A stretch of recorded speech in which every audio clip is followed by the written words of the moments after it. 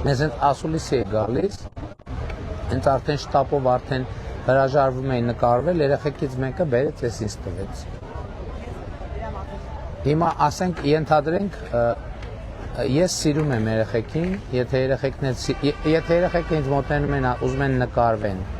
ասեմ չէ չեմ նկարվում, ձեզ հետ։ Բա ինչի մասին եք ասում։ Դուք կանոնում եք, խոսում եք, վերջում կանչում եք բոլոր երեխաներին այդտեղ հավաքված։ Նույնիսկ շատ հաճախ լինում է դպրոցի դասի ժամերին այդ երեխաները եկել են հավաքում եք, վերում եք վերաչեք կան։ Ինչ անեմ, ոնց ջրցան մեքենա երեխեքին ցրեն։ Բանը, որում եք այն ինչ բանը։ Դա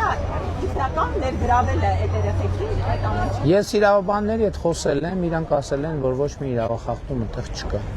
Երեխաների հետ կապված խնդիր չկա։ Այո, ասել են ես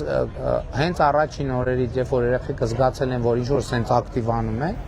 ես իրավաբաններին հանձնարարել եմ, որ իրենք եզրակացություն տան, այդտեղ օրենքի խախտում կա, թե չկա, որտեղ երեխաներն էլ իրավունք ունեն եւ իմիջիալոց մեր սահմանադրությամբ դա երաշխավորված իրավունք է, երեխաներն էլ իրավունք ունեն արտահայտվել։ Ինչ անեմ դա։ Բայց երեխեքը հիմա գալիս են, ասենք հիմա այն երեխեն եկի ընդ կանգնել է, նայեք, ասենք հիմա ուր գնում եմ երեխեք գալիս են, ինչ անեմ ես։ Ցրեմ երեխեքին։ Արգել եմ գա։ Ոնց օքեյ արգել եմ, ոնց արգել եմ։ Հետո չեք ասելու ոստիկանական շարքերով շրջափակված Փաշինյանը իբր քարոզչություն է անում եւ այլ, ինչ անեմ։ Բաժանորդագրվեք մեր ալիքին։